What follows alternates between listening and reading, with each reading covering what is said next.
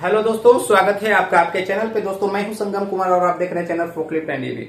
दोस्तों आज मैं बताने वाला हूं ई रिक्शा में जो मोटर और कंट्रोलर लगता है वो लगाने की जरूरत क्या है, क्योंकि इस मोटर और कंट्रोलर का जनरली दाम 5,000 के आसपास हो जाता है। यदि मोटर और कंट्रोलर नहीं लगाएंगे तो क्या होगा। लेकिन मोटर को तो आप समझ रहे होंगे कि मोटर लगाने की जरूरत है, लेकिन कंट्रोलर का दाम आप काट सकते हैं क्या, ऐसा कुछ सोचिए। बट ऐसा नहीं हो सकता और लगाने की मजबूरी है, क्योंकि कंट्रोलर और मोटर की बहुत सख्त जरूरत है।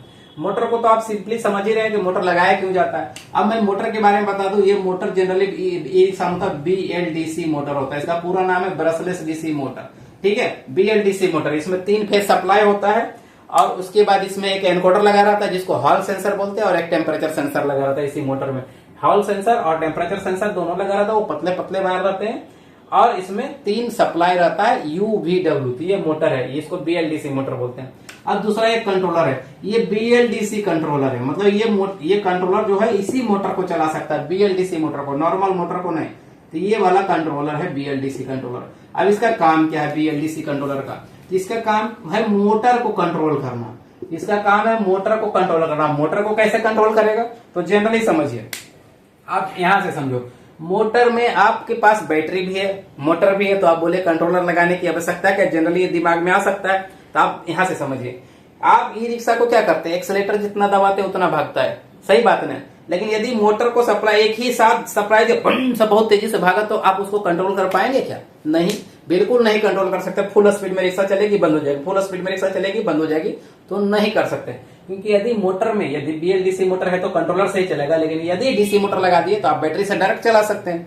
तो बैटरी से डायरेक्ट आपने यदि मोटर को सप्लाई दे दिया तो मोटर फुल स्पीड में चलेगी, ई रिक्शा कंट्रोल नहीं होगा। जैसे सप्लाई काटा, मोटर बंद हो जाएगा, वो भी कंट्रोल नहीं होगा। क्या है, हम लोग को कोई भी गाड़ी को कंट्रोल करने के लिए स्पीड घटाने और बढ़ाने का कुछ अरेंजमेंट होना चाहिए, उसी लिए कंट्रोलर लगा है।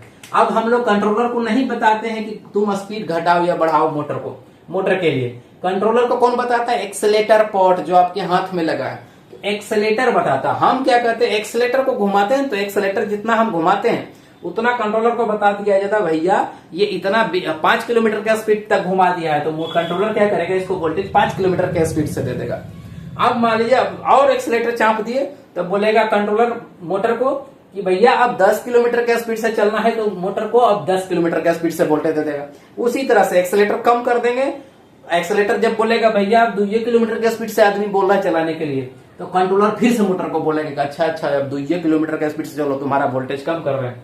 ये उसलिए कंट्रोलर है, मतलब आपका मोटर को स्पीड कंट्रोल करने के लिए, कम ज्यादा करने के लिए कंट्रोलर लगा रहता है। कंट्रोलर को एक कंट्रोल करने के लिए एक एक्सेलेटर लगा रहता है, ठीक है। ये वीडियो कैसा लगा? अच्छा लगा तो वीडियो से लाइक और शेयर जरूर करिएगा। मिलेंगे किसी नेक्स्ट वीडियो में इसी तरह की। तब तक के लिए जय हिंद, जय भारत।